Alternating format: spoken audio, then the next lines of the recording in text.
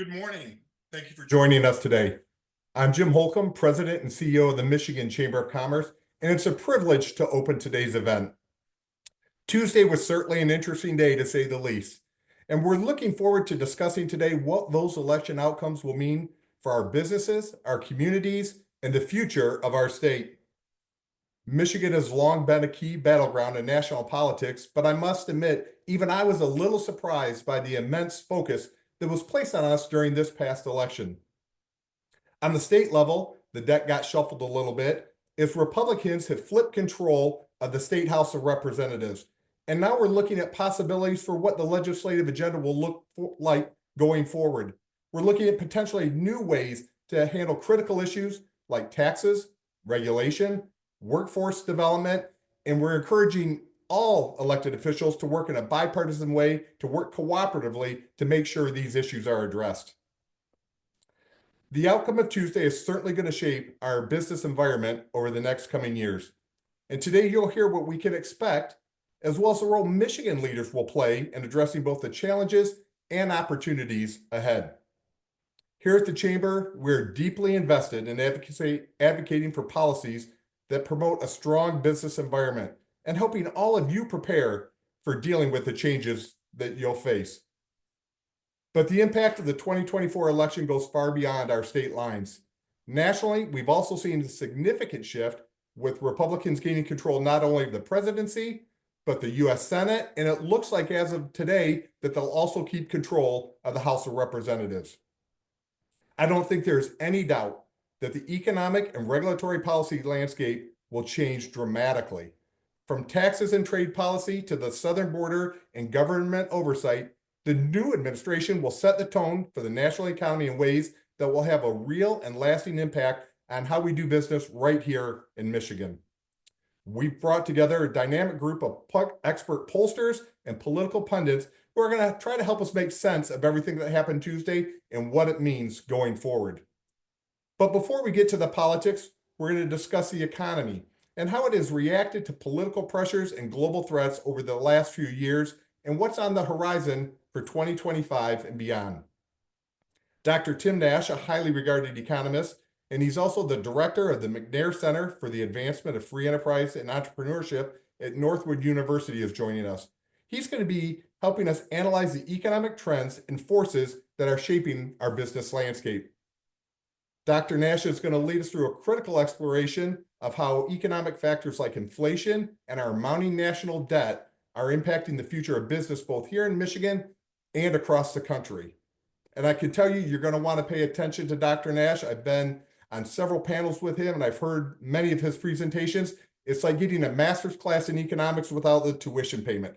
So that is going to be a real treat for you to hear today.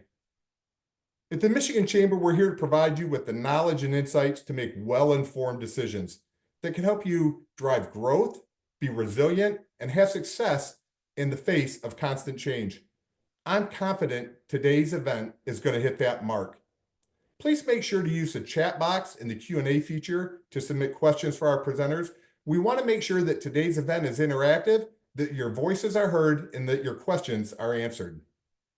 And of course, as with any event, we wouldn't be here today without the support of our sponsors. The Michigan Chamber and the Michigan Chamber Foundation are very grateful for the generosity of our sponsors, ensuring that today's programming is going forward. I'd like to start by recognizing our bronze sponsors, Michigan Works and West Shore Bright. Thank you to both of you. Also, let's give a special thank you to our presenting sponsor, Consumers Energy, for the very generous support of today's event. As the presenting sponsor, Consumers is here today with a special message and to share more about their efforts in serving 6 million customers all across our state. I'm pleased to introduce a very respected voice in Michigan policy circles, Doug Roberts. Doug's going to join us to provide some opening remarks. Doug? All right, well, good morning, everybody. I'm Doug Roberts, Jr., Director of Government Affairs for Consumers Energy. It's exciting for me to be able to join the program. Glad to represent Consumers Energy here today. As an alumni of the Michigan Chamber, I'm also glad to be back for this event. What a great program that's been put together. So timely to have this just 2 days after the election. I want to thank Jim Holcomb and all the team at the Chamber for putting this together, and we're pleased at Consumers Energy to be the presenting sponsor. With all the things that's happening in Lansing, it's a great time to be involved with the Michigan Chamber. Glad that so many of you can be here today. Let me share just a little bit about Consumers Energy. We are a Fortune 500 company headquartered in Jackson, Michigan. Our employees, our power lines, our power plants, our infrastructure are all here in Michigan. We need Michigan to grow and expand. When Michigan wins, we win. That's part of the reason we've been longtime members of the Michigan Chamber, is we kind of share the common goal to see growth in Michigan's economy. It is an exciting time in the energy industry. At Consumers Energy, we're helping to lead the clean energy transformation. We have some of the most aggressive clean energy goals. We're also having aggressive goals on reliability. We've got a plan called the Reliability Roadmap that's helping to significantly invest in reliability and resiliency. For our business customers that are on today, we'd be glad to connect with you. Love to connect on renewable programs, energy waste reduction, or other programs that you're interested in. So I'd be glad to connect with you as part of this session. Again, want to thank all of you for joining today. We're glad at Consumers Energy to be the sponsor. Now I'd like to introduce our speaker for our economist today. That'd be Dr. Tim Nash. Dr. Tim Nash is Vice President Emeritus, Northwood University. Dr. Jim Nash joined Northwood University in 1980, holds a BBA from Northwood, an MA in economics from Central Michigan, and a doctorate from Wayne State. He's co-authored 4 books, including When We're Free and In the Defense of Capitalism, and collaborated with Fortune 500 companies and various industry associations. His work includes publishing Northwood's annual economic forecast and the Auto Care Association monthly indexes. We're very pleased that Dr. Nash could join us today. Dr. Nash, I'm handing this over to you. Thank you very much, Doug. I would also like to thank Jim and Becky and the great team at the Michigan Chamber for having me here today. Like Jim, I was very surprised by the results, not that President Trump won, but by the size and scope of his victory. And I was quite interested in an article yesterday. I'd recommend it to everybody, by Peter Baker at the New York Times. And he was talking about the Trump victory, being earth-shattering or being a rarity over the last 100 years. And he noted that a large percentage of American voters, 50.9%, felt under siege, both economically, culturally, and basically from a demographic point of view. So this was a real shift as an election. Not only did, as Jim noted, President Trump win the Electoral College, he won the popular vote by almost 5 million votes, at least to date. And that's the first time since George W. Bush that a Republican president won the popular vote and the electoral vote. So if you look at where we are today, it was a campaign where one of the great things moving forward is we're not going to be inundated with emails and text messages, but we spent $5.55 billion on the presidential election, and we spent another roughly $10.35 billion on the U.S. House and U.S. Senate races. So almost $16 billion, which was also a record in bringing the presidential results that we have today. So what does all this mean? In my first slide, what you see is that, ladies and gentlemen, we're very honored to be part of the world's greatest economy, literally in the history of the world. We represent roughly 4% of the world's population and almost 27% of the world's GDP. Our current dollar GDP this year will be roughly $29 trillion. If you look at the breakdown, the United States, it does not have a country that rivals it from an economic perspective. But when we look at the state of Michigan, we forget, to Jim's earlier point, how powerful and how involved and important Michigan is, not just in the U.S. economy, but globally. If Michigan were a private or a separate country, Michigan would be roughly the 22nd largest economy in the world, and it would fall within the rankings between Taiwan and Belgium. You know, the Michigan economy itself is a $700 billion plus economy. And in a few years, with good policy, the Michigan economy will surpass in current dollar GDP $1 trillion, which again is a rarity among countries, not just among these 50 states of the United States. Now, if you look at the second slide, one of the interesting breakdowns is where we stand versus China. And if you, again, look at the United States in current dollar per capita GDP, the United States is a little larger than $85,000 per man, woman, and child versus about $12,900 in China. Or our per capita GDP is roughly 6.6 times the size of China. And so right now, the United States is an unprecedented global economic and military superpower. The real question when you elect a president and you look down the road to the future is, where will the United States be in the next 10 years, the next 15 years, the next 20 years? And so if you go to the third slide, you know, what you see is my forecast for Michigan and the United States. Now, this was given an election. I wanted to keep this here because this is what I was thinking about a week ago when I was on a program with Jim Holcomb in Troy. And I was not optimistic. I didn't think the Republicans had a chance of sweeping the House and the Senate. And I certainly didn't think we were going to see a definitive electoral college victory and the popular vote victory.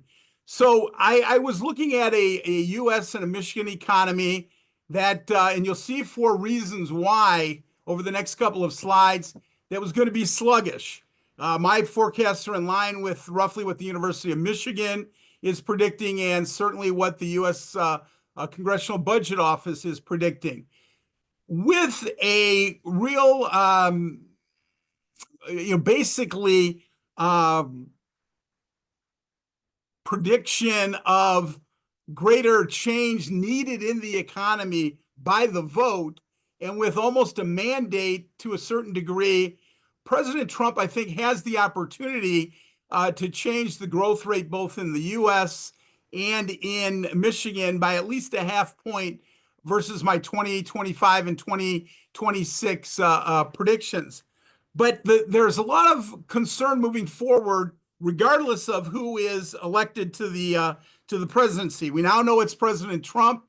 He has a strong majority in the Senate. And again, as Jim noted, he could take the House by 1 or 2 votes. So if we look at the concern, slide 4 shows us a lot about my first major concern, and that's the U.S. national debt. By the time the president takes office, the U.S. national debt's going to be greater than $36 trillion. It's going to be, over 110 or roughly 110 billion, or I'm sorry, $110,000 per man, woman, and child. Not the kind of thing you want to look at a newborn and say, hey, welcome to the world. Your debt is $110,000 and growing. And what's most demanding is the fact that the per capita debt per taxpayer is going to be very close to $275,000. And that's for a lot of people that literally just can't afford it, because whether you realize it or not, the bottom 50% of all tax returns last year paid just about 2.3% of all the federal income taxes. So there's no way that we can per capita debt strap American taxpayers with that kind of debt. And what it really says to us is that our debt is out of control. And if you go back to, if you were imagining being at a presidential debate or the night before the election when President Carter and President Reagan were in a nail biter that turned out to be somewhat of a landslide as well. When President Carter and President Reagan cast their votes, or to be President Reagan cast his vote, the national debt of the United States was just over $900 billion, and it was less than 35% of GDP. If you took that dollar amount and put it into 2024 dollars, it's about $3.4 trillion. So we're way out of control when you think about the fact that our national debt is approaching $36 trillion. And today it's over 122.5% and could be as high as 125% of GDP by January 2025. So this is a major issue. It's a major problem that we have to take a look at. But what is most concerning to me is how much this debt has grown in the last 24 years, and the fact that we have a true lack of cooperation among the political parties. You know, Ronald Reagan and Tip O'Neill acted like they didn't like each other, but they were great friends. Reagan would go to the O'Neill's office, and they'd have a little Jameson's. And O'Neill would come to the White House, and the other Irishmen would have Bushmills. And they truly got along. They truly liked each other. There's a new documentary out on Reagan in which, when he was shot, one of the first people that came to see him in the hospital was Tip O'Neill, held the president's hand and said, "Get well, my dear friend. We need to battle. We need to return to those days."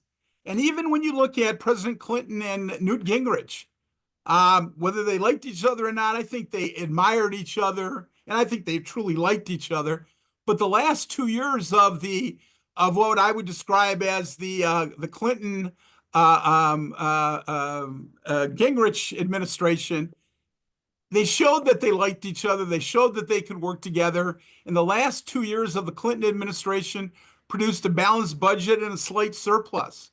So since 2000, we have now gone from about $5.6 trillion in national debt to almost $36 trillion. So think about that per capita per year over the last 24 years. It's out of control, and it needs to change. The next slide gives you a real clear view of inflation. And so if you look at inflation, what you see is that the inflation is, yeah, there we go. Thank you, slide. There you go. So with slide 6, as you look at inflation, what you really see is that as we go through and we look at that level of inflation in the last 4 years under, almost 4 years under President Biden is just short of 20%, or averaging over 5% per year, whereas the total 4-year period of President Trump, it averaged just under 8% and less than 2% per year. That inflation is one of the key reasons why Vice President Harris lost, and it's what we worry about most is inflation and the potential for inflation to rear its ugly head moving forward. I'm a little nervous that we cut interest rates too soon, and I'll give you an example. In September, we cut the Federal Reserve cut the federal funds rate by 50 basis points. And you realize that since the rate was cut, I always used to teach students in principles of economics, when the federal funds rate goes down, banks can borrow money at a lower rate. Banks pass those lower interest rates on to their consumers. That didn't happen. We cut the federal funds rate by 50 basis points, and what happened is interest rates went up 1 full point on the 30-year fixed mortgage. So that's an issue, that's a problem that we have to take a close look at. Slide 7, if you look at the regulatory burden, and this is where I have the greatest hope for immediate change under President Trump. If you look at what happened in the first 3 years and 1 quarter of each president's first term in office, President Biden, President Obama, and President Trump, you will see that regulations under President Obama were $333 billion in an increased burden of regulation on the U.S. economy.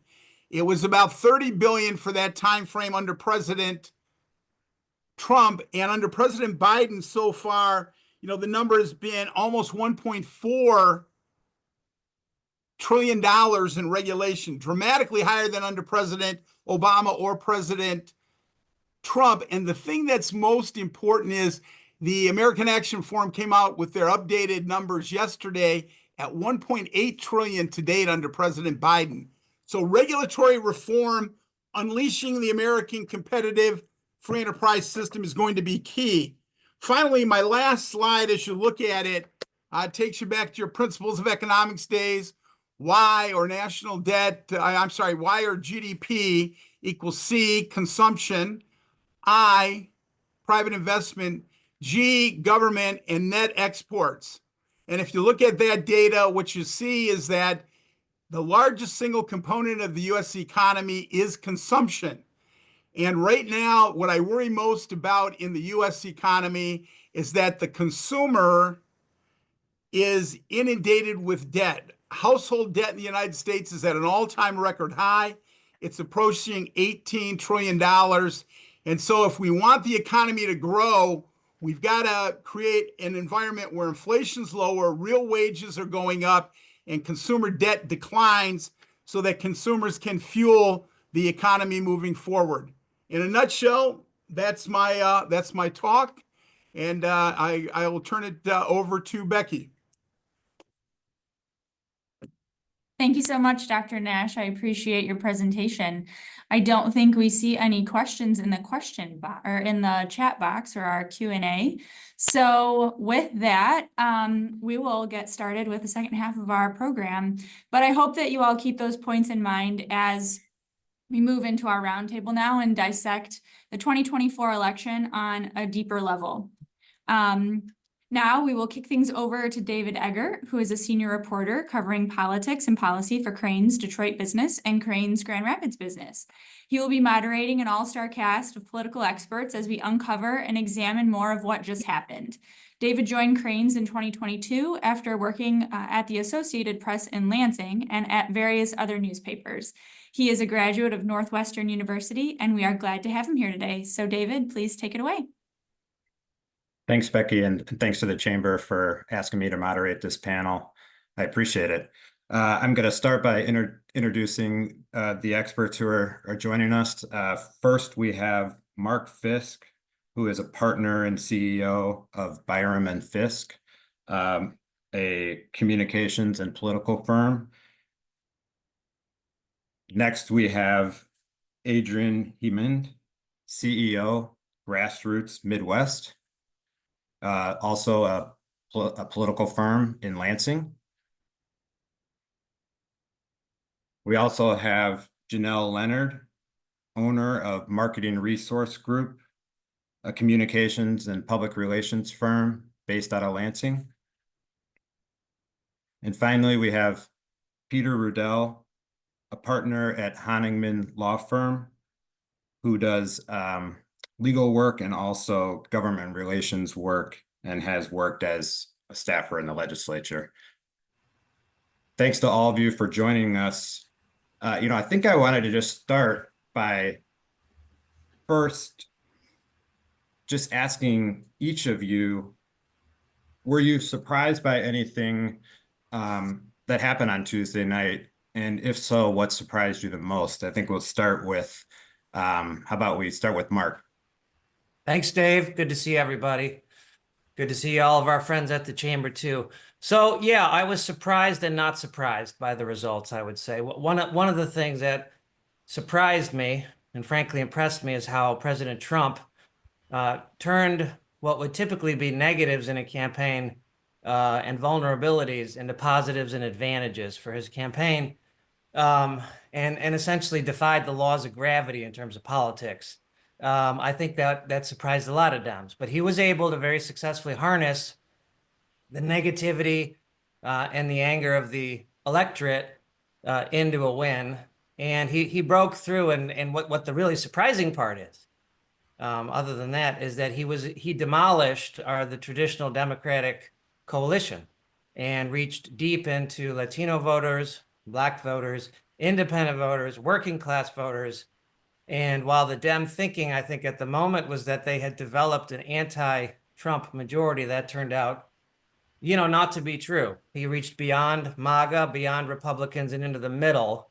And I think, frankly, Dems missed the moment in terms of the mood that people felt, the attitude that was out there, and the anger.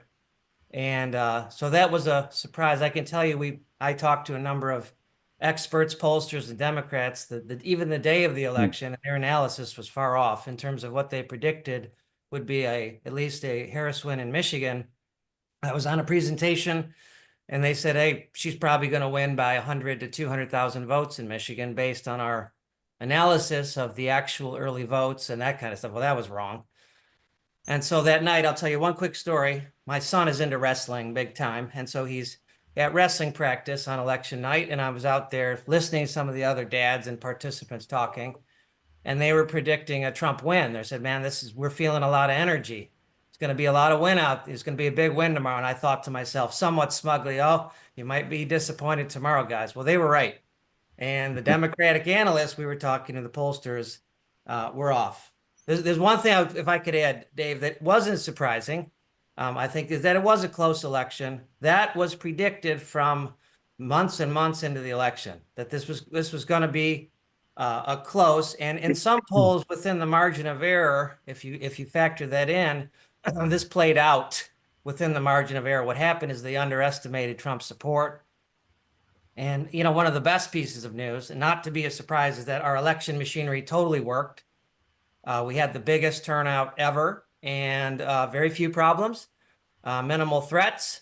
And so that part of our democracy continues to function. Janelle, what about you? Were you surprised by what happened Tuesday? Sure. Slightly surprised given the landslide. And the most surprising thing is that Republican, for the first time in 20 years, took the majority of the national popular vote. We haven't seen that. And if you look at the nation as a whole, kind of from that bird's eye view, Harris did not outperform Biden in any county across the country. So it wasn't just a Michigan thing. Obviously, we saw this across the state or across the nation with that. So I think that's the biggest surprise. Michigan obviously had record turnout. That is largely a result of the Prop 2 changes that have been implemented. We saw the full impact of a presidential cycle with redistricting lines. Usually when there's higher voter turnout, that indicates strong momentum for the Democrats. But again, as Mark mentioned, I mean, the Republicans were really able to harness not just their base, but they were also across over that working class and get the motive work, get the Republicans. Michigan turn I've ever had, but national voters in 2024. That's an independence that instead of voting for that, those were some rallies. And the Democrats were not able to.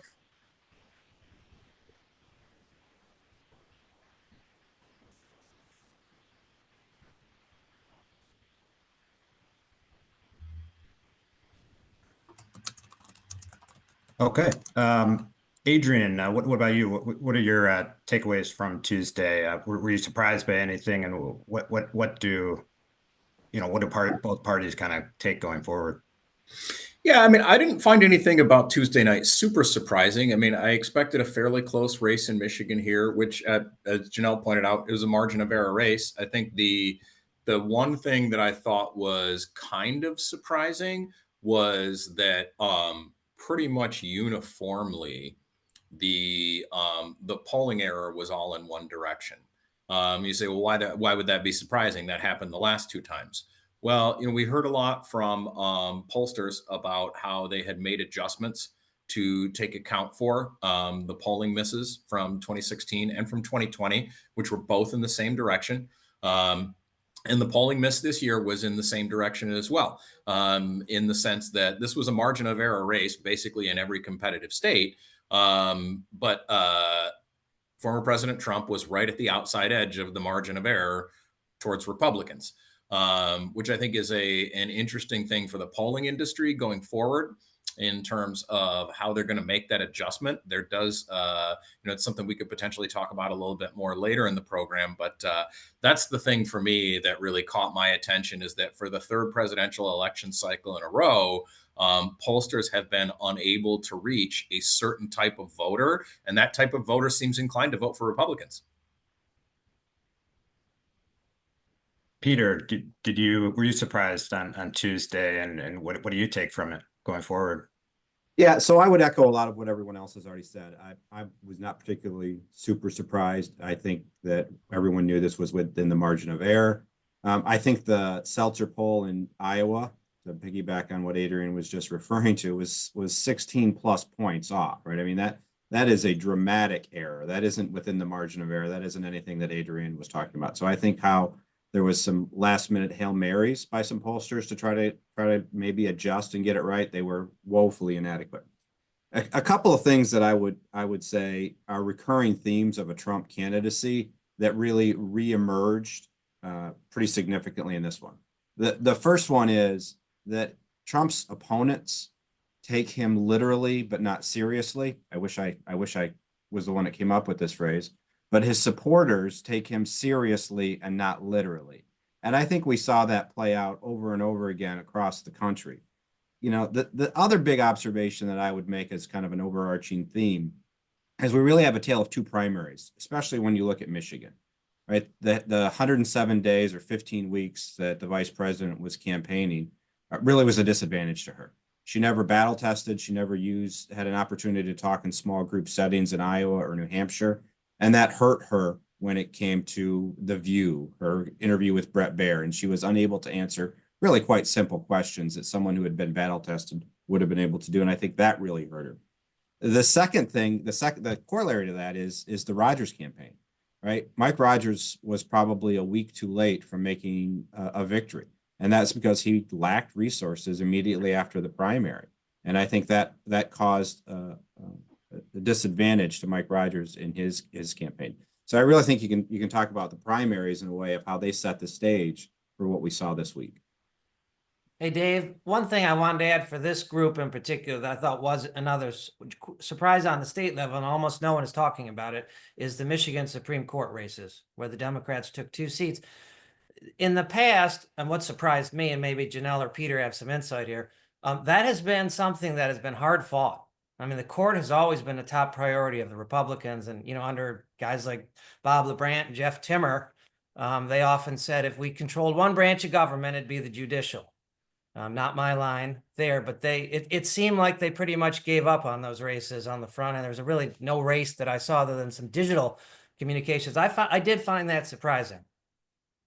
I would actually echo that, and I apologize for the Wi-Fi. We actually signed on to make sure those issues were taken care of in advance. Obviously not, but I apologize for that. But you're right, Mark. That was obviously an opportunity, especially given the Republican wave that happened. And those races were completely overlooked. And as many of the chamber members that are listening today, you are all impacted by some of the most important rulings from the Supreme Court with the paid sick wage, the paid sick leave, the minimum wage, the tip credit. You are all impacted because of the Supreme Court rulings. So that is a void. That was a gap that definitely should not have happened, and could have very likely won those races if the Republicans had tied to Trump and to specifically the policies and the impacts that the courts can give on businesses. That would have been a good pickup for them. I would put the blame on that one, Mark, at the dysfunction of the Michigan Republican Party for the first 18 months of this cycle. It was just something they didn't have time and resources to dedicate. And the last part of that is I would say that Democrats generally do a much better job of telling who their voters to vote for in nonpartisan races. Republicans have done a very poor job of that in the last 10 years, and Democrats have excelled at that in the last 10 years.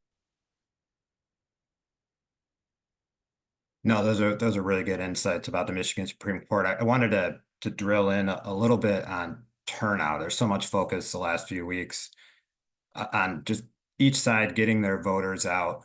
There had been a kind of a conventional wisdom in Michigan politics that high turnout generally tends to help Democrats. That clearly was not the case this time. And I'm just curious everyone's thoughts on what happened there. And, maybe I'd start with Adrian.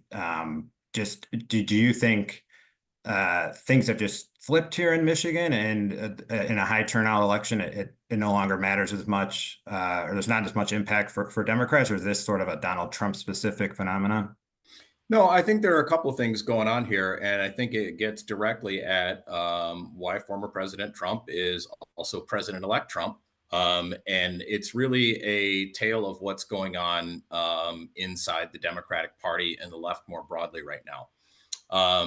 It can be told most easily by the fact that in this election nationally, every racial and ethnic group in America moved right, except for one: white people. Right. And that is being driven by white, affluent, college educated voters who are the folks who control the Democratic Party right now. A big part of what happened in the voting this year nationally, especially with men, was a reaction to these sort of left wing academic values that rule the Democratic Party right now. Right. And there's a disconnect there with working class voters that Donald Trump and some Republicans have been able to capitalize on. Obviously, Donald Trump has been the big driver of that. But that's been a process that's been going on for a while now.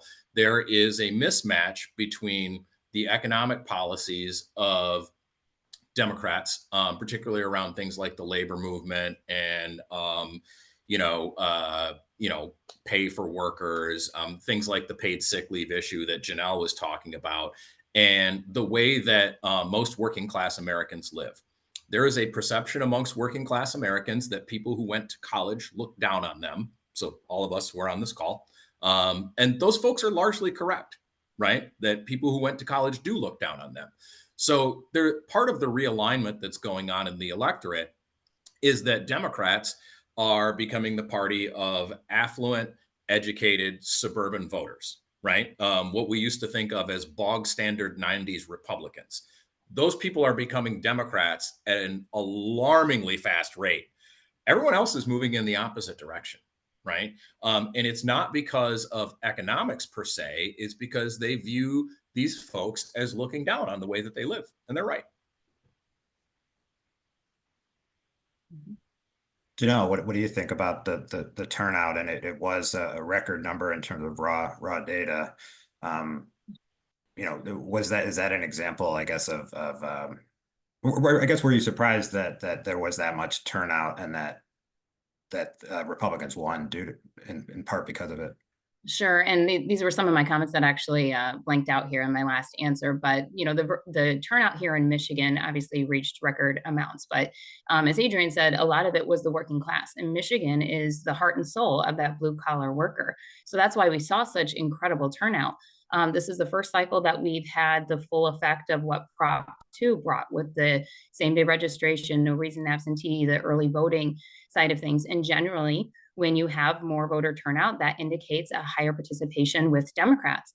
But again, Michigan is that home to that blue collar worker, and they were motivated, way more motivated than the suburban and the urban areas. Nationally, there were actually 15 million less voters this cycle than there were in 2020. So that voter turnout was not necessarily reflected nationwide, but those that did show up went more red. And like I said before, there was not one county in the country that outperformed for Harris the way that they did for Biden. So it was kind of that lost voter that ended up choosing the couch over a candidate. Peter, you mentioned earlier, I kind of wanted to you mentioned that Alyssa Slotkin had won, so we kind of had these mixed results in Michigan.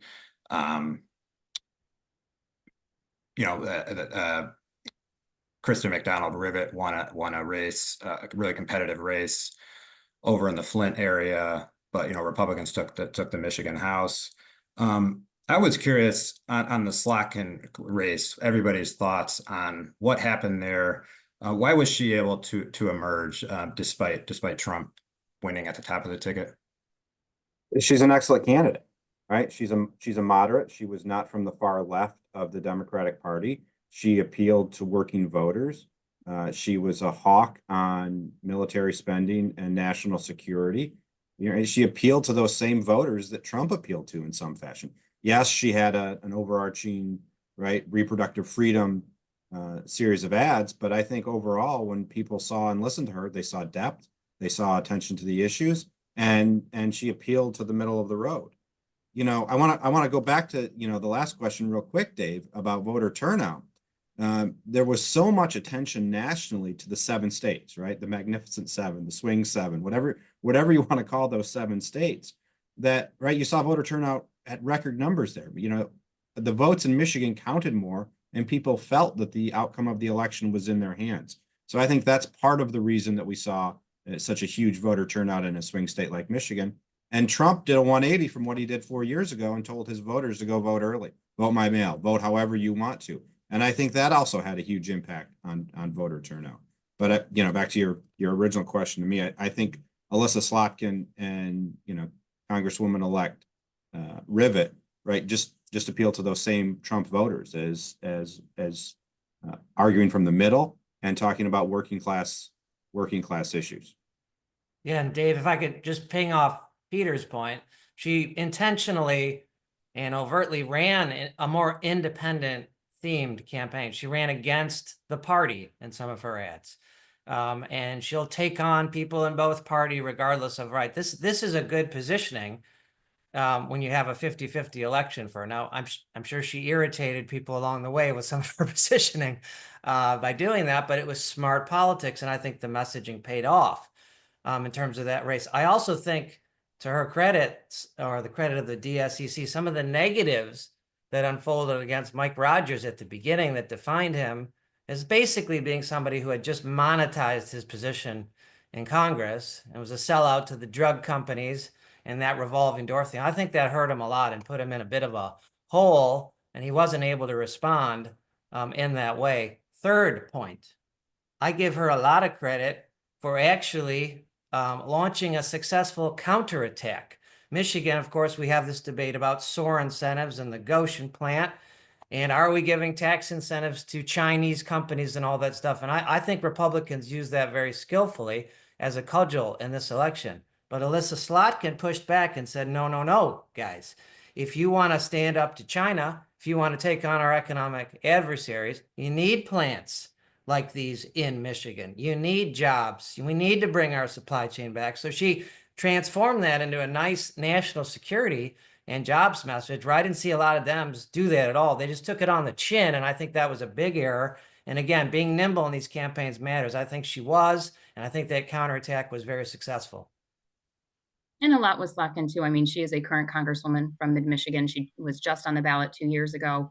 Mike Rogers is, you know, a former congressman from the same region, but it's been a while. So he had to reintroduce himself to this electorate over the course of his campaign. He also had a more competitive primary that he had to get to. Alyssa Slotkin did not have that.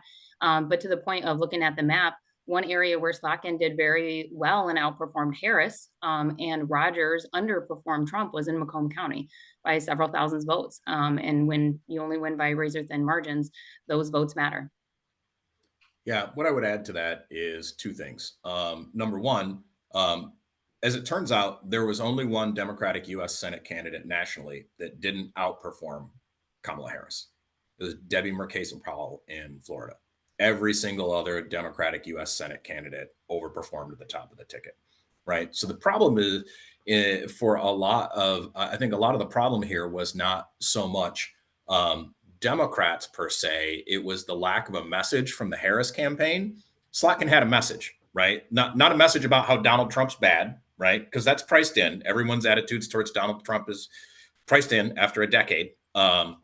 But a message about the future, right? Elections are fundamentally about answering the question for voters, what do I get if you win? And if you answer that question correctly for 50% plus one of the voters, then you win. And she actually was carrying a message about the future forward, as opposed to the Harris campaign, which was a little schizophrenic in its messaging. And a lot of their messaging was based around Donald Trump's bad. Well, no kidding. You already made up your mind about that one way or another. I think the other really interesting thing with Slotkin, in comparison to Kamala Harris, Janelle raised Macomb County, and I think that's a great example. Dearborn and Dearborn Heights, another great example, right? Alyssa Slotkin actually more hawkish, right, and pro-Israel than Kamala Harris, and won those communities, while Kamala Harris lost them to Donald Trump. And there's basically two reasons for that. Number one, she actually campaigned there. But also she was driving a message about the future for folks, and she was not off in this sort of land of far left cultural issues the way that Kamala Harris was defined effectively by the Trump campaign. Republicans were not able to do that to Alyssa Slotkin, even though on the foreign policy issues that people think explain a lot of what happened in Dearborn, she was actually worse from a lot of those voters' perspective. It's because she wasn't doubling down on the left-wing cultural stuff. And these are in general culturally pretty conservative voters. Mark, I mean, what do you make of Adrian's analysis of kind of Harris's messaging? I think it was episodic. I don't think it was consistent.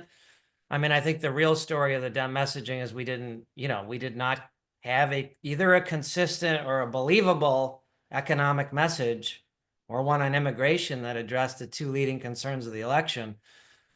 It's kind of campaigning 101 in that regard, but it's very easy after the fact to, retroactively judge and re-engineer the things that should have been done. But this was about, Trump made it about I call it the three I's: inflation, immigration, and insults.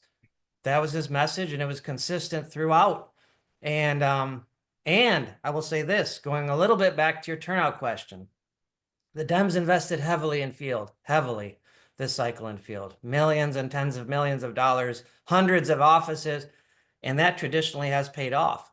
Trump pulled back from field, outsourced some of those operations, and I would dare say that here in Michigan, I welcome the other panels, the field operation was weak or non-existent. I couldn't find it, okay? But it shows you how message can drive turnout just as much as field when it's done right. So yes, I think the message was off. I do hope that the Dems will reassess, will take a step back and really take an honest look at what happened here, why we are losing these core constituencies that used to belong to the Democratic Party, and kind of reevaluate. We got to get back to pocketbook issues, myself, and putting money back in people's pockets is the key. But I think the messaging was a bit, schizophrenic might be strong, but it certainly jumped around quite a bit. It was not consistent, and clearly didn't work. What do you think, Janelle? You work in communications. I mean, what did you think of either side, just kind of the overall messaging? I think the one of the biggest things was can you hear me okay? I think I cut out a little bit. I think one of the biggest things was the messaging. I mean, abortion is something that the Dems tried to highlight yet again, and especially in Michigan, that didn't work. Voters took control of that issue in 22, and it was a motivating issue for them, which led to landslide victories for them. But that every cycle is different, every cycle is new, and obviously on top of voters' minds this cycle were jobs, the economy, inflation, and immigration. And I was surprised with Harris that she walked into this position with 100 days to campaign. She walked into an environment where the current president was at a 30% approval rating, where over 2/3 of the voters didn't believe that the country's on the right track. It's headed in the wrong direction. And her response is, I wouldn't do anything different. You can't have that kind of response. You have to position yourself in a way to say, I respect the president. I appreciate the position I am now in. But we have to move forward, and we have to address the issues for the. And she was never able to articulate that. She was never able to say what she would do on day one to make sure that she was listening and hearing voters. It was, you're going to talk about abortion, you're going to vote accordingly. And obviously that didn't work for them. We had a question that came in from the chat that's good, and I wanted to, anybody can chime in if you'd like. It was When do you think the shift began for the Democratic Party to be more college educated than working class? We've come a long way in a relatively short time from not everyone has to go to a college. I mean, I think it's the famous line, gradually and suddenly, if you will. It has been this problem of the disconnect between the party and the working class and this gulf along the lines of education, I think has been a growing problem for many, many years. And a lot of pollsters have raised the alarm bells about that. A lot of pollsters have raised the alarm bells over the years, quietly, not in public, to say, how can a party be sustainable if the public doesn't trust you on the two key leading indicators, the economy and budget issues? Okay, Republicans are dominating that. Now, healthcare, education, the environment, Dems still are good, but I think this has been a growing problem over time, and it's got to be addressed. Now, part of doing that is messaging. Part of that is getting to the heart and listening and understanding these voters if we have any chance of getting them back. And it's not going to happen overnight, too. That's for sure. I think we've gotten ourselves in a hole on this deal, Dave, and I think to turn that around, it's gonna definitely take some work.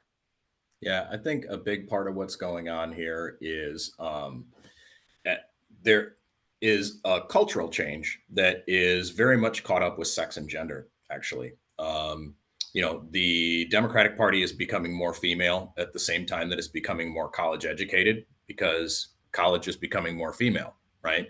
Every single year of the 21st century, the incoming freshman cohort in colleges and universities has become more female year over year. Just to give you an example off the top of my head, I did a guest lecture at Michigan State University 2 weeks ago in a class that's all about careers and politics. There were 31 students and 3 of them were men. That gives you an indication. Universities and colleges really for the last several hundred years in the United States and Europe have been elite production factories, right? And as the Democratic Party becomes more and more the party of women, it is becoming more and more the party of educated elites because that's who's going to college. From an outsider looking in, I think the thing that kind of helped and piggybacks on what Mark said, it happened gradually and suddenly. Again, outside looking in, it seems that this is gradually has been happening, but the Democrats have been able to say, we're not Trump. And they were able to use that to their advantage and continue to win election cycles in 18, 20, 22. And now all of a sudden the bottom fell out of them once they realized Trump isn't changing. He is who he is, and that you're going to vote for him or you're not. And I think that does go to Trump's strength, whether you like him or not. He's authentic. He has not changed in the past 10 years. So they knew what they were voting for. But again, to the point, the Democrats have been able to capitalize on that until today. And We're gonna move. Dave, I would, if just one thing. Yeah. We talked a lot about working class, college educated. Rural urban is a phenomenon too. We have to reckon with that. A lot of Democrats ran successfully. Debbie Stabenow comes to mind. They have rural agendas. They know how to talk to farmers, farm families. They know how to talk to agribusiness interests. I know that's not the crowd we're dealing with here, but we seem to have lost the rural agenda. I remember Gary Peters used to run ads with talking to cherry farmers, in Traverse City area and things like that. And I feel like we're lacking some real outreach and we got a great story to tell in rural America. Rural economic development should be a Democratic priority, but we've kind of moved away from that, lost touch with those folks too, which has compounded our problems as evidenced by the election this week. We're going to move in a minute to focusing on Lansing and the State House, where there's been a change in power. But there was a question that came in that I did want to throw out there, which was, we talked about some of the gender divide. Is America ready for a female president? Had Harris's messaging been perfect and her campaign been better executed, could she have actually won? I think America would certainly elect a female president. I think the problem is the last 2 times that Democrats have nominated a woman, it's been a pretty flawed candidate. And in the most recent instance, we can't lose sight of the fact that a lot of the reason that Democrats lost this presidential election was because Joe Biden decided to run for re-election, right? Kamala Harris had a little over 100 days to stand up a nationwide presidential campaign wearing the albatross of a deeply unpopular president around her neck. President Biden's going to leave office with approval ratings in the 20s, right? The fact that he decided to run for re-election after sort of soft pedaling the idea that he would not. We all remember him saying that he viewed himself as a bridge when he was running the first time. The fact that he thought that he would just hang on and win another election when he announced it, when the polls started coming in showing how bad his approval ratings were and how bad he was doing in a head-to-head Donald Trump matchup, who was obviously going to be the Republican nominee from the outset. A lot of the blame for what happened to Democrats last night can be laid at Joe Biden's doorstep.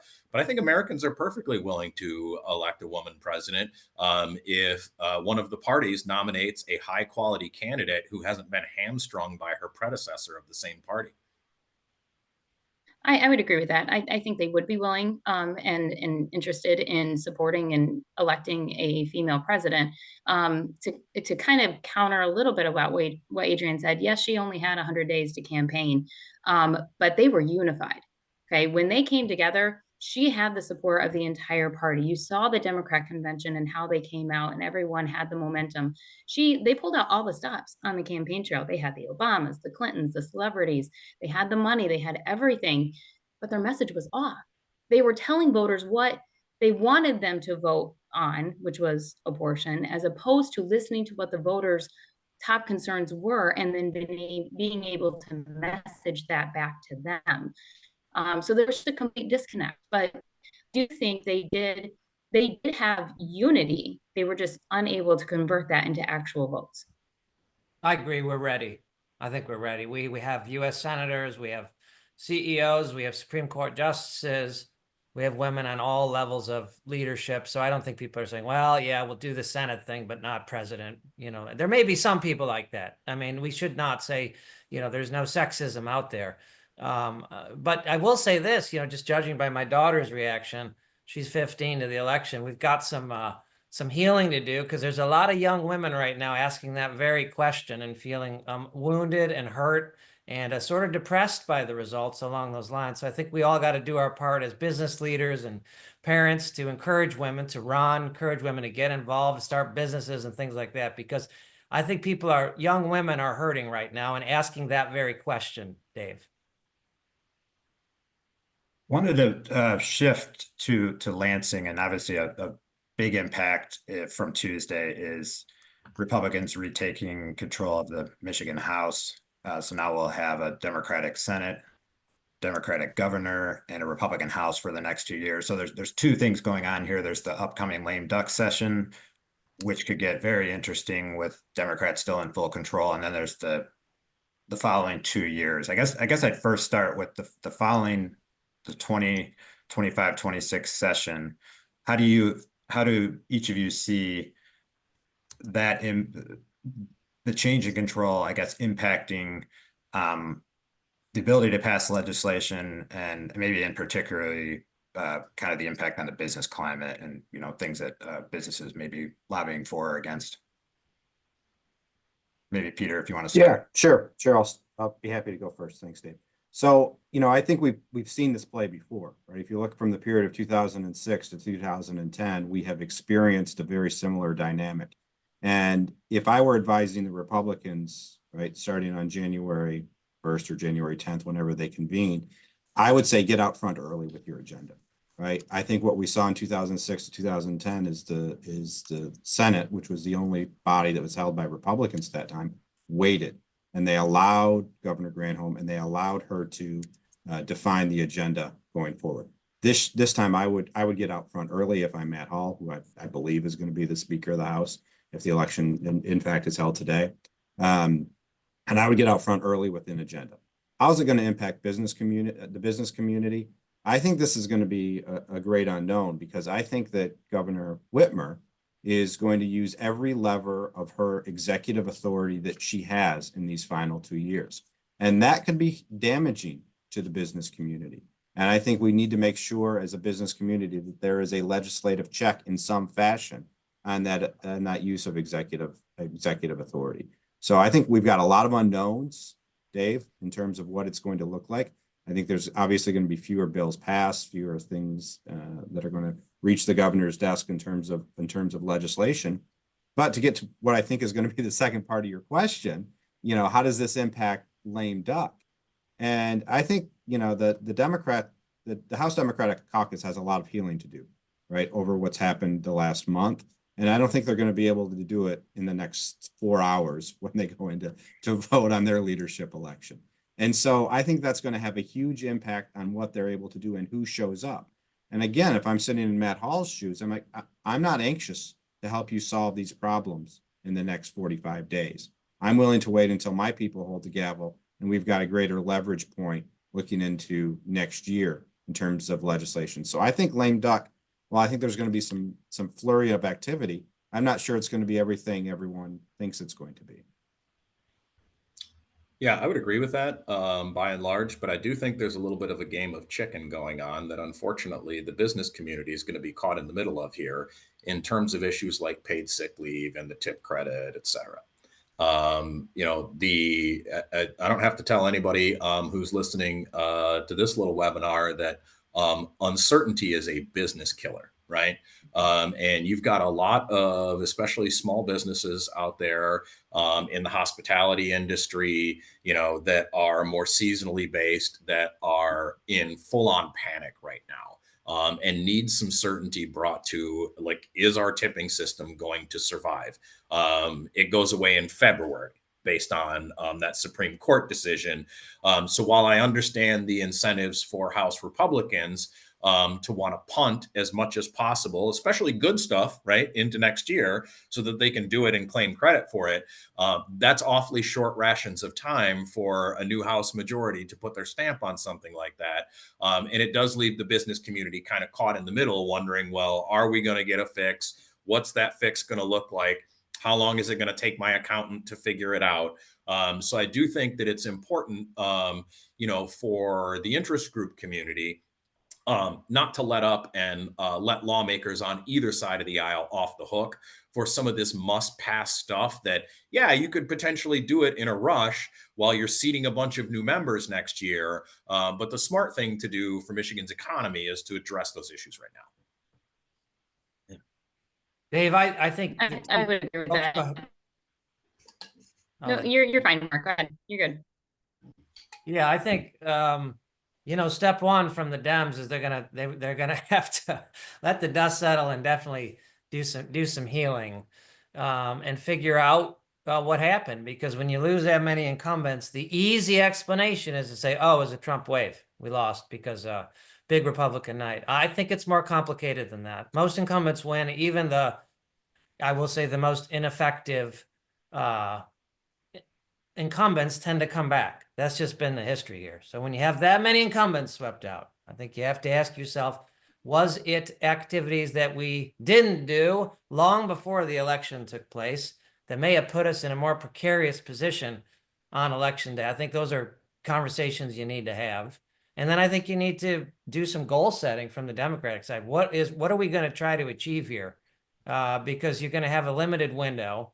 I like to say the goal of the minority is to become the majority, and that is the goal. And so that means advancing one or two messages over a continuum of time and not doing much else. But there is a call right now, I think, to just say, hey, there's three kinds of issues out there.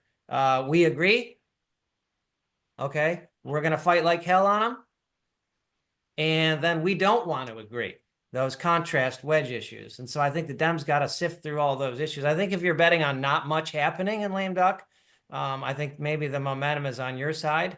I also just don't think you can, for the Dems standpoint, they have had some attendance problems. And when you lose elections and you're not coming back in a few weeks and you live in far-flung corners of the state, you might ask yourself, do I need to show up in the way that I did before, given what just happened to me and the voters essentially tossed me out of office? So I think it's complicated. I hope they'll focus on a couple of things. I saw this laundry list of lame duck topics in Gangwar I was reading about. I mean, that's just too much to get done. That's just crazy. You can do a couple of things. My wish is that they'll deal with the economic incentives and make sure that the project in Genesee County goes forward. Maybe fix some of those other issues. I know there'll be a trade for that, but I would keep it simple and narrow in lame duck for sure. Otherwise, I think folks will be disappointed. And I agree. I think lame duck is going to be the test of whether the parties can work together, the Republican House and then the governor. And don't forget, the Senate's going to be at a stalemate with Michelle Rivet or Kristen Rivet going over to Congress next term too. That puts the kind of Senate on pause for a little bit. But lame duck is going to be your test. I mean, the tip credit stuff has to be addressed in lame duck because it will go into effect in February. And if both parties aren't willing and able to come together and fix that, I think that is going to put the next term in question as to whether or not this legislature and governor can truly handle the most critical issues that are facing Michigan. I mean, Michigan's going through kind of a single state recession right now. We have a declining population, our income growth is low, we have third grade reading problems. These have to be addressed. And if you can't handle something like the tip credit in lame duck, a more timely pressing issue right now, then it's going to be struggle to handle some of those bigger critical issues moving into next term too. Sticking on lame duck, do you feel, maybe I'll ask Peter first. I mean, do you feel that there's the ability on a bipartisan basis to tackle some of the big economic development? There's been a major package that's been out there for over a year now, and it, the House especially, it just seems like they can't get together to pass, and that could have an impact, as I think Mark alluded to, a potential major semiconductor facility near Flint, other major economic development projects maybe in the pipeline. I'm just curious your thoughts on whether lame duck is a time and place to do something like that. I think lame duck is a time and place to do so. I do not think that there's going to be consensus either in the Democratic caucus in the House or the Republican caucus in the House on dealing with the SOAR package or the economic development package. The far left continues to oppose what they would call corporate welfare, and the far right, led by Matt Hall, opposes incentives to business, picking winners and losers. So I think economic development is going to be a very challenging issue to get done in lame duck. If there is something, it's going to be the tip. It's going to be the paid sick time and the tip credit. That's going to be the one issue if there's going to be something done on lame duck. But I don't see the economic development reaching the finish line in this lame duck session. The governor's going to have to put a hardcore press on it in a big way to get it done. Oh, Peter, you're such a pessimist. We got to get that done. That's thousands of jobs. That's potentially a new industry coming to the state. I mean, think of the impact of that thing. If we can't get together around jobs and bringing new industries to the state, we got big problems, friends. Real big problems. That should be something that we could rally around on the surface. And there's lots of credit to go around, and a lot of people can bask in the glow. But that's something I think you just got to get done. Yeah, but Mark, do you disagree with my analysis that the far left and the far right don't want to get it done? Some on the left. I think the value proposition of a project like that, and having long-term economic development and the security and the certainty around that, and that's why we need the business community to probably get involved in this thing and rally around things like this and make your voice heard, because it is important. It'd be a big missed opportunity if it didn't happen.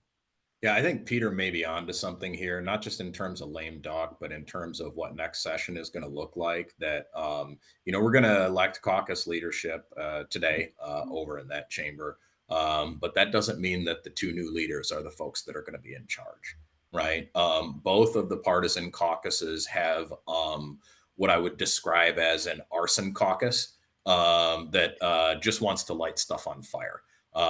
And the arson caucuses are actually going to be slightly larger on both sides next year. So I do think that, the opportunity to get the economic development stuff done probably is lame duck.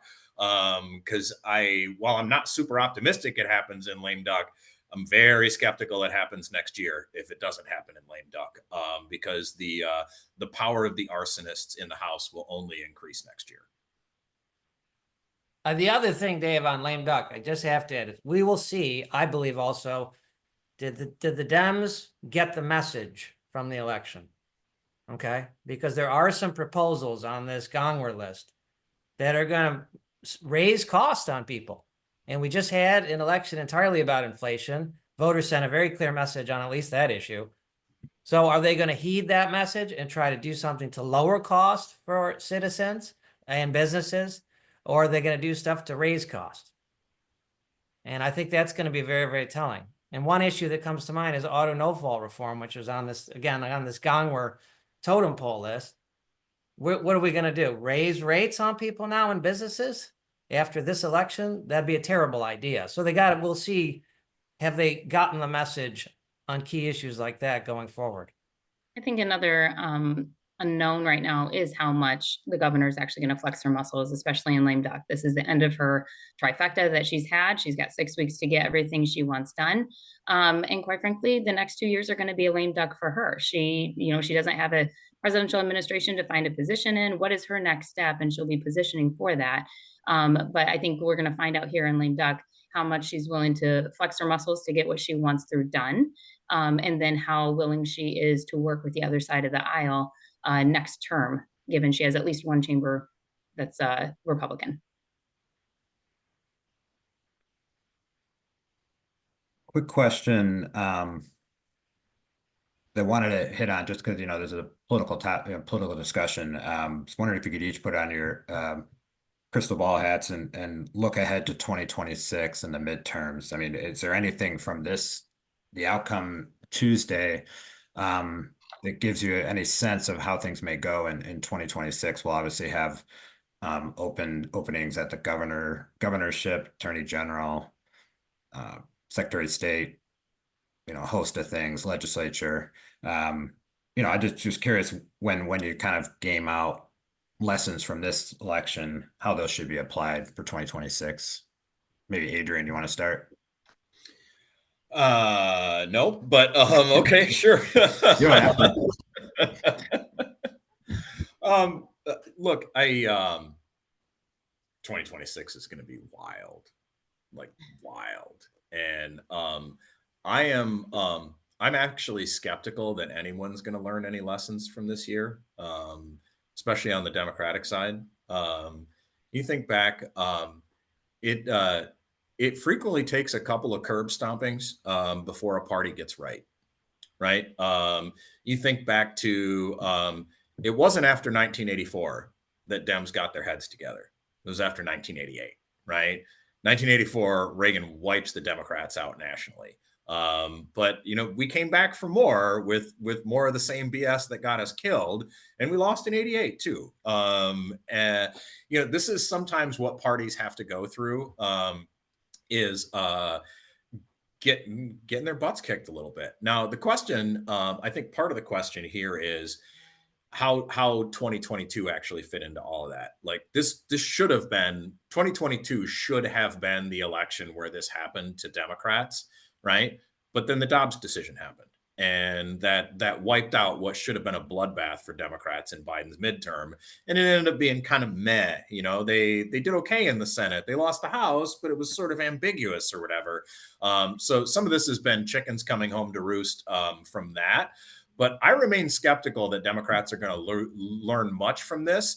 It was, in fact, a margin of error election nationally. It was a margin of error election in several of the competitive House seats locally here in Michigan.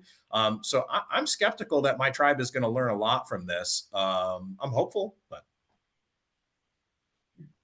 I honestly think it's a little too soon to tell with this. I mean, we've been through a midterm with Trump before, right? And that's what led to the landslide victories with Whitmer and Benson and Nessel with that. So I do think it's a little too soon to tell. Those midterms were also impacted by Trump putting thumbs on the scales and trying to dictate candidates, and also telling people how to vote and who to vote for. And quality candidates, they matter, and we've seen that. But there's no guarantee that he will do that this term, or if it's going to have as much impact this term, because people are just now used to Trump and what he does and doesn't do and how he acts. So I think that is part of it. The other thing is, Michigan, whomever controls the White House, traditionally the pendulum will swing to the other party in the midterm. However, we are coming off the Democrat control right now in Michigan too. And as I mentioned before, Michigan is going through a single state recession. We are 49th out of 50 in population growth. We're actually losing population to Ohio. We're 39th out of 50 for unemployment. 60% of our statewide third graders can't read. I mean, these are critical issues and they're impacting Michiganders right now. So I think Republicans can be in the driver's seat, but I do think it's too soon to tell. And a lot of that will come down to whether or not they respond and actually deliver on the results of the mandate that they got on Tuesday to talk about jobs, the economy, inflation, immigration. If they can deliver on that, then I think that will set them up for success in a midterm. So I would say that Democrats in Michigan are blessed beyond their recognition in 2026. They have a field of statewide candidates that are going to be unprecedented in terms of their quality and their ability to fundraise and get out the vote. The Republicans have no one peeking around the curtain looking to run for governor. So if I'm forecasting into 2026, right, you got Mayor Pete, you got Mayor Duggan, you got Jocelyn Benson, you got Garland Gilchrist, you got national superstar Mallory McMorrow, all people who are peeking around the curtain thinking about running for governor. If I'm the Democrats, I'm excited for my field of candidates that are coming up in 2026 as a potential gubernatorial and statewide candidate. I agree, Dave. Right now, it's hard to tell. Adrian, they all raise good points. If what happens, but it should. But on paper, this should be a very good year for Dems. If you're a Dem, this would be the year to run. I get recruiting candidates right now on multiple levels, and we do have a talented field. There have to be some corrective actions here, but I would expect Republicans on the national level to overreach big time, and there'll be the usual react. We start with jubilation, then there'll be a overreaction. They'll read too much into the mandate. They'll overreach. There'll be a reaction to that. Then there'll be fatigue. And then there'll be the reaction to the reaction, which happens cycle after cycle, which will put Dems in a great position to win. They have good candidates and they've got the money behind them. All right, I think we're gonna end it there. We're kind of right up against time. I really appreciate all of you for participating, Adrian, Peter, Mark, Janelle. Thank you. Thanks for all your insightful thoughts. Thank you, Dave. Thanks, Thank you, everybody. everyone. Thanks for having us. I'm going to turn it over to Mike Perner. He is the Senior Vice President and Chief Legal Officer of the Hastings Insurance. Thank you. All right. Thank you, David. And wow, what a great discussion today. I hope everybody has got some benefits from it. Super timely after the elections. And what I want to do here is first just introduce myself, and then I want to pause for some things. Next, I want to just add a couple of comments to the election discussion, and finally really drill in just for a minute here on how does the chamber support our members in each and every one of these dynamics that we've discussed today. So once again, I'm Mike Perner. I'm Senior Vice President, Hastings Insurance Company. I have a unique perspective in that I'm not from the state of Michigan originally, but I have been lucky to call Michigan my home for 35 years. And it's because I didn't live in the state, and I know this is true for many of you. That's how you learn how lucky we are and how great of a state that we have and how important it is that we fight for its prosperity. Also, I've lived in very red states and very blue states, and coming to a true battleground state is a whole new dynamic. It requires that we really sharpen our pencil and take much more seriously government and elections. So it's been an excellent discussion as I learn about what's happening here in Michigan. Just want to pause for thanks, beginning with Dr. Tim Nash. We are so lucky to have some of the best economic institutes in the United States here in Michigan, whether it be Northwoods leading the pack, Michigan, Hillsdale, et cetera, et cetera. And what I really love about Dr. Nash and his whole group at Northwoods, they provide not just theoretical economics, but practical, actionable economics that we can use in our business and daily lives. So thank you so much, Tim, for donating your thoughts and time today. Panel, great panel. That was a very engaging discussion. You are the group that we follow, that we consult with, and that we trust. So it's just fascinating to see you all together offering your various perspectives. And finally, David, thank you so much for donating your time today to keep things moving and serving as our moderator. Also want to thank you for your outstanding reporting at Cranes. I live in the Grand Rapids area, read it religiously, rely on it for especially Grand Rapids business, but throughout the state. It's also great, David, to hear that you're a fellow Wildcat. I was a Northwestern class of 1985, so ancient by your standards. That was the era, for example, when we had Dennis Green as our football coach. We broke a 20-plus game losing record and threw our own goalpost into Lake Michigan. I was part of that mob.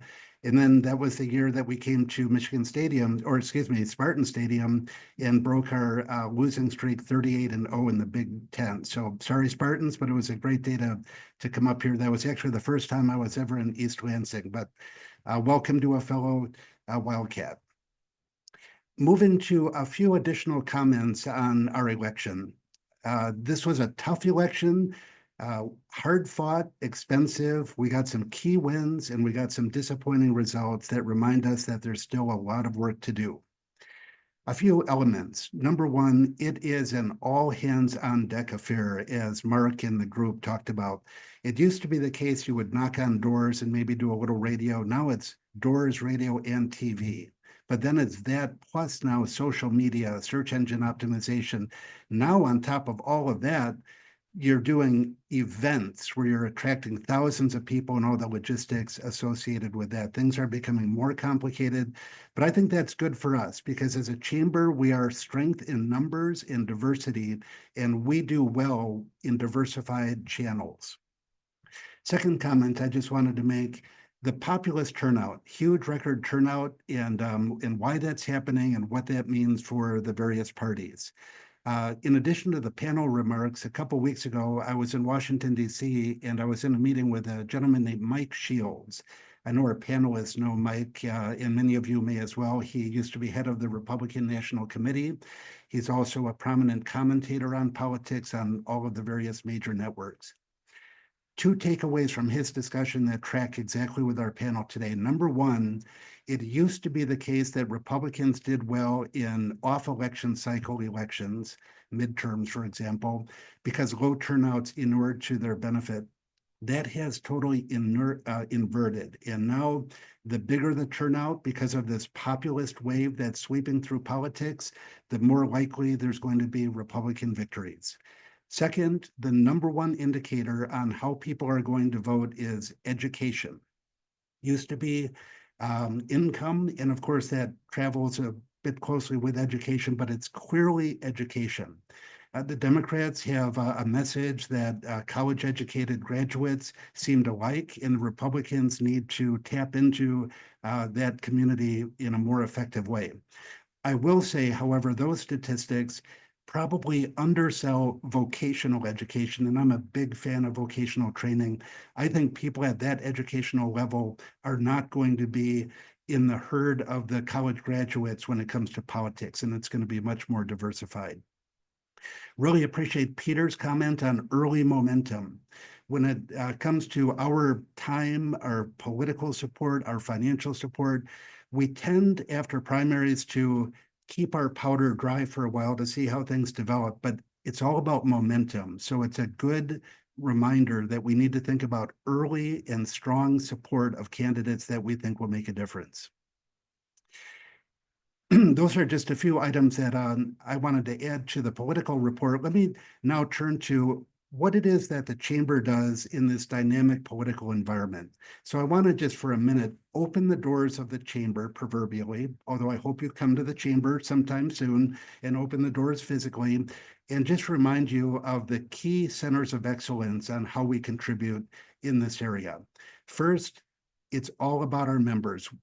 Our entire strength is in the strength of our members, and we have some huge advantages. We have a very diverse membership group.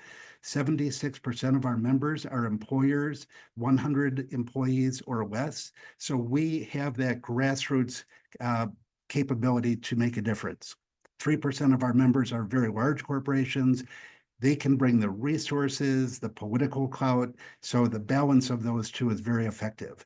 We also, within our membership, have very diverse business representation with somewhat equal apportionment between manufacturing, construction and utilities, professional and tech services, and retail and wholesale. It's that diversity that really keeps us strong. The second center of excellence is our communications program. We are all about diversified communication channels, and we're improving those capabilities every year. It begins with earned media, being popular among journalists who want to talk to us about the salient issues. Mark Fisk taught me that is the most important part of PR. You grab that whenever you can get it. Not only is it cheap or free, but it's credibility that brings your message to the table. They're consulting us as a voice that has expertise and knows what we're talking about. And we have a lot of opportunities with earned media, some great relationships with Cranes, WJR, et cetera. Of course, paid media, we're going to be proactive and continue to bring proactive communications to our audiences throughout the state. But it goes beyond that to owned media, things like our website, which we're improving continuously, making it more dynamic and informative, our podcast, Michigan Business Matters, social media, where we're deepening and strengthening our position within social media communities on a constant basis. And then finally, outreach, events, sponsoring activity that helps us get our message out. I would be remiss to not talk about the next center of excellence, which is our foundation, the sponsor of this program. The foundation is an area that we're giving increased priority. It has been very effective in getting our voice out, adding expertise to what we do on a daily basis. For example, we had a very successful state civics bee this year, training our future leaders in government and business. I personally think our foundation has the potential to do deeper dives in the area of research and analytics, and we stand ready to entertain those opportunities and would love to hear from you, our members, on topics that would make sense. And then finally, our legislative capabilities. Obviously, it's the cornerstone of the chamber, and we're continuing to fight hard. As the panelists note, the election happened, but the work continues, and it began and continued the day after the election, and it's happening today. We are right now, reaching out to legislative leaders, both old and new, continuing to talk about issues that matter. We have a very full legislative agenda. I won't touch on everything, but obviously the minimum wage, paid sick leave, disappointing result. We fought a hard coalition. We stuck it through all the way through the court process, disappointed with the result, but we're not giving up. We're continuing to engage on how we can take the alarming, problematic provisions back in that legislation and soften it so that it doesn't cost the state economic development and jobs. We're also very focused, and it came up in the panelist discussion, on a whole range of polluter pay bills. It is really unfortunate that there are proposed regulations that would make it nearly impossible to redevelop a brownfield. Why do we want brownfields to perpetually languish with no productive use to society? That just doesn't make any sense. So we're focused on that whole area of regulation and other bills that are just not productive for society. I'm going to close here by just indicating all of you in your business, you live by performance metrics, key performance indicators. I think about those as well. So I'll offer a couple of these as we close. I think of the nonprofit groups that rank our state on economic competitiveness. They're more credible than, say, news outlets that might have bias. So if you look at the American Legislative Exchange Council, they rank Michigan 16th, the lower the better, in economic competitiveness, focusing especially on our regulatory environment. That seems like a good ranking, but if you look at our competitor state that's constantly competing for business with us, Indiana is 5. Now, we were able to reduce our ranking from 24 as recently as 2015 to 16, but 16 is actually up from the lowest ranking we had, which was 12 in 2019. So we're not heading in a great direction there. Similarly, the National Tax Foundation, They rank Michigan 11th best in the state. Unfortunately, one of the key tax regimes that either causes business to come to a state or not come to a state is property tax. And on that indicator, we rank 26th.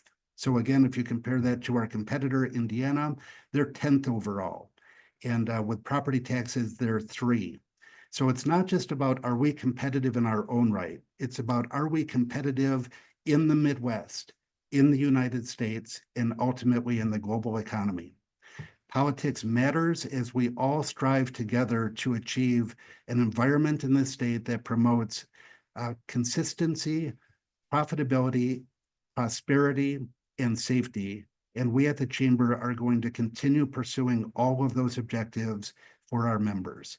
Just want to thank everybody, including Becky, for arranging this program and all of your time today as we close out. Thank you and have a great day and enjoy your holidays. I hope you spend safe and peaceful time with your families. Back to you, Becky. Thank you, Mike. Your term as board chair has been a tremendous opportunity for the Michigan Chamber community to learn from you and your incredible leadership. So thank you for your volunteerism and contributions to Michigan businesses. I look forward to your continued support in the coming months and years. I think I can speak for all of us that this was 90 minutes of great conversation and intel. The takeaways were endless, and the forecast, let's just say there's still some work that needs to be done. With the business community aligned and pulling in the same direction, we are truly stronger together. But I'd be remiss if I didn't thank our sponsors again for their generous support and thought leadership. Our presenting sponsor, Consumers Energy, a big thank you to Doug for his opening remarks today. And our bronze sponsors, West Shore Bank and Michigan Works Association. A heartfelt thank you to all that you guys do in helping us make today possible.